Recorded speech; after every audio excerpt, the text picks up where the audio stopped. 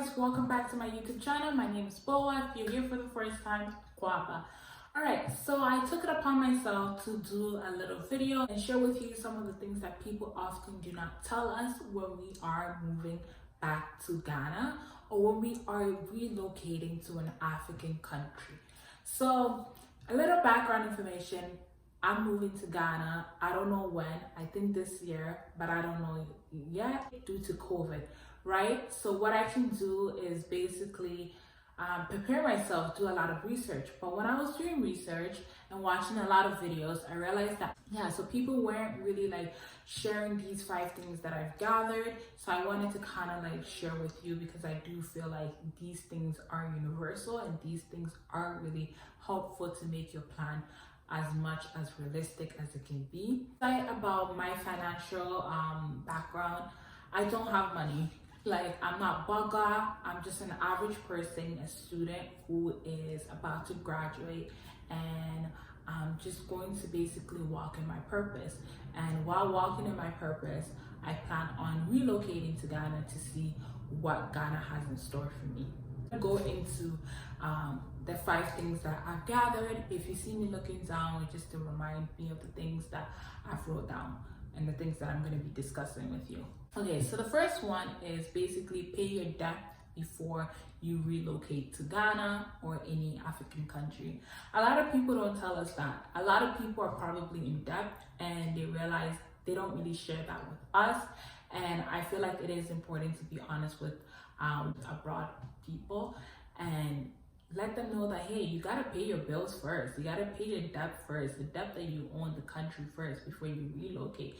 If you relocate, you have to expect the unexpected, you know? So if you don't pay your debt, there's something called interest rate, right? So it accumulates and your debt basically keeps increasing and increasing and increasing. So in order to establish financial freedom and to have no ties with that country that you're leaving, it is important to pay your debt before you come to Ghana or before you come to that African country.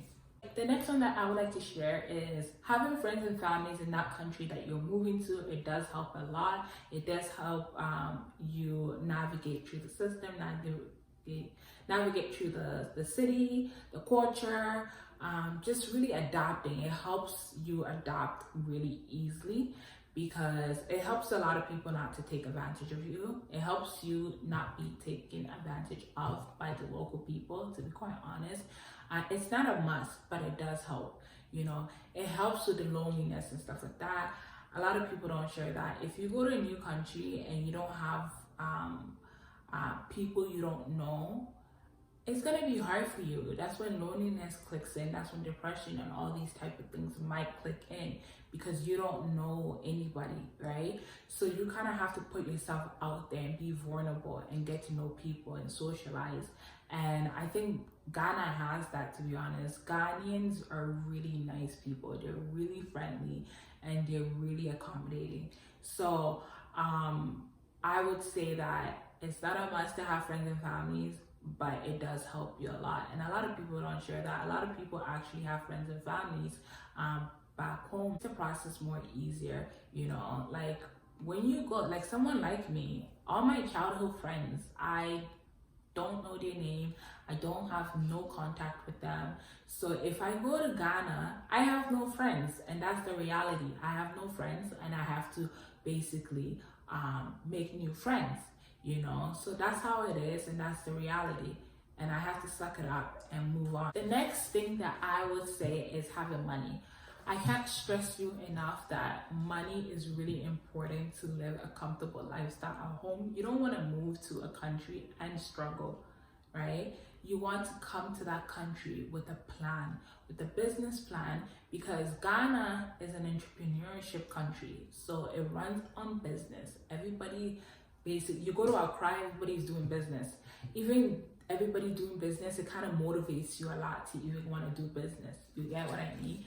So having money really sets how comfortable you live, right? It sets how comfortable you live, and business wise, because you got to think about rent, transportation, medical bills, just so forth.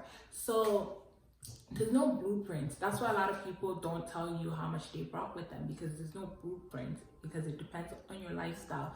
So I did a calculation where it was for 2 people, and rent was included, food was included, transportation was included, like taking public transportation, taxis and stuff like that. Medical expenses were included.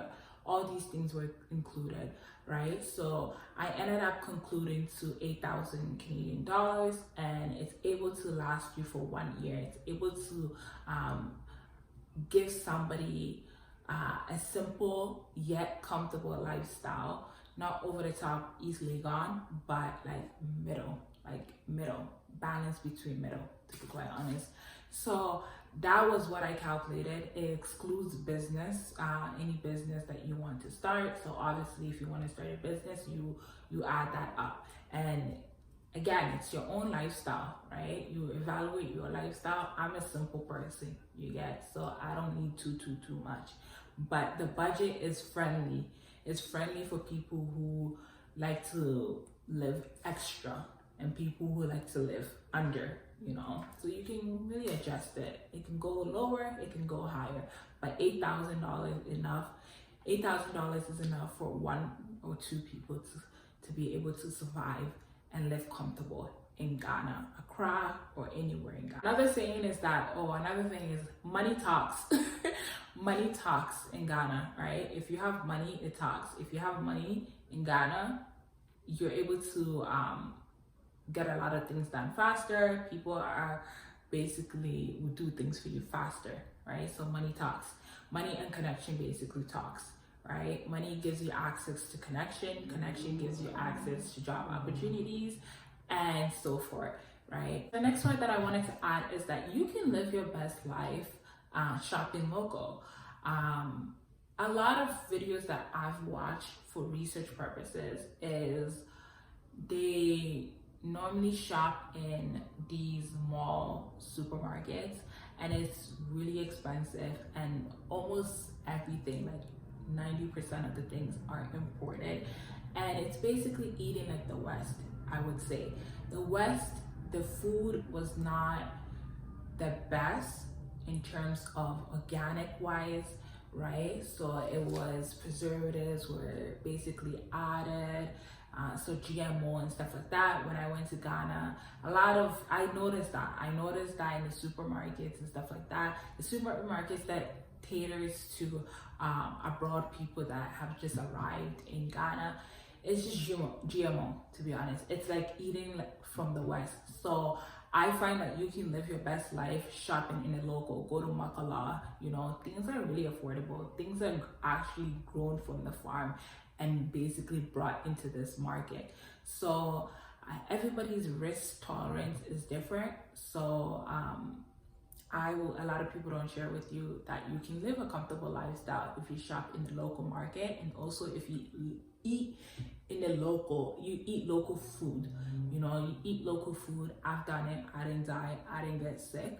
So just basically be wise and be selective. That's all I can say. It saves you a lot of money, to be quite honest. The last part that I wanted to add is buying a car. A lot of people don't share this with you. Buying a car actually helps you so much. It helps cut the costs of a lot of things. It helps save time. It helps save your life, because let me tell you something. Some roads in Accra are so bad. Some roads in Kumasi are really bad. The reason why I say these two cities is because I've been there. And when you take public transportation, the drivers do not give a whoop about your life. They drive so reckless, and that's why so many accidents happen. And you literally have to beg some of these drivers to be like, yo, driver, please go slow. And you know, you think it's a common sense thing to drive slow because you're carrying people in your car. But no, they don't care. They go fast, and you have to beg them. So for the safety of my well-being, and I think the safety of your well-being, it is important to literally buy your own car. it's not that expensive. You can get a car $7,000. You know, it's better than buying a car here, to be quite honest. It's cheaper per se. You can get Kantanka, that's another one, Kantanka.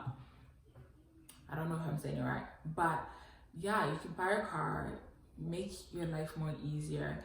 You save your life. You don't, like, it's less chance of you getting into like dangerous or unnecessary car accidents, you know. So that's what I would say. That's the end of the video, guys. Thank you so much for watching. I just want to conclude by saying that a lot of people don't really honestly share with you their journey in terms of like if they had help, what kind of resources were in place for them so that when they made the move, it was easier for them. Some people have rich families, yeah. Some people have houses that are waiting for them, you know.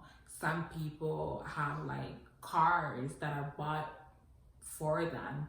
Some people just have families and friends there and cousins and like, you know, just a whole generation available at their fingertips when they go back home. And some people might not have that, you know, and it is important for me to be honest and truthful with you guys throughout my journey in moving to Ghana. Thank you guys for watching my video, guys. Don't forget to like